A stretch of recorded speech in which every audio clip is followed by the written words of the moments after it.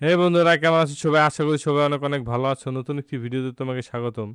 এই ভিডিওতে আমরা দেখব তুমি কিভাবে চাইলে তোমার যে Google Chrome রয়েছে বা Mozilla Firefox এই ব্রাউজার থেকে তুমি ফুল স্ক্রিনশট কিভাবে নিতে পারো যেকোনো ওয়েবসাইট থেকে ১ম থেকে শেষ পর্যন্ত সম্পূর্ণ পেজের স্ক্রিনশট তুমি কিভাবে নিতে পারো সেটা কিন্তু দেখব এই ভিডিওতে।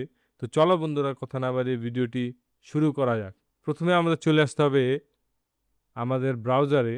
আমি এখান থেকে আমার Google Chrome ব্রাউজার ওপেন করে নিচ্ছি।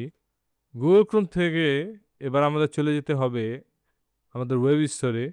এখান থেকে দেখতে পাচ্ছ এক্সটেনশন। এখানে ম্যানেজার এক্সটেনশনের এবং ভিজিট ক্রোম ওয়েব স্টোর এটাতে চলে আসো।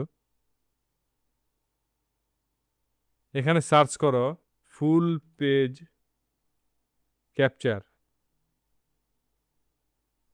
এটি তোমার অ্যাড টু ক্রোমে দিয়ে দাও, অ্যাড এক্সটেনশন।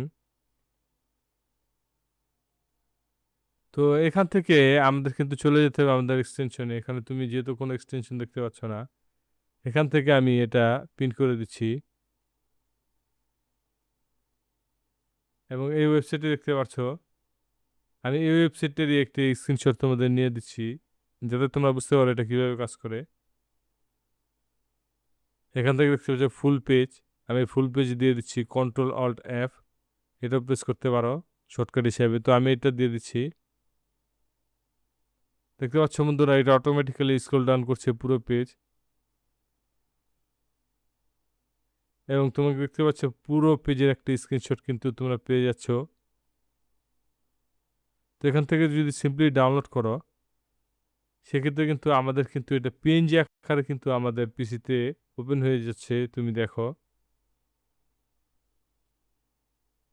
তো দেখতে পাচ্ছ বন্ধুরা, এটা কিন্তু ভালোই রেজাল্ট জেনারেট করেছে।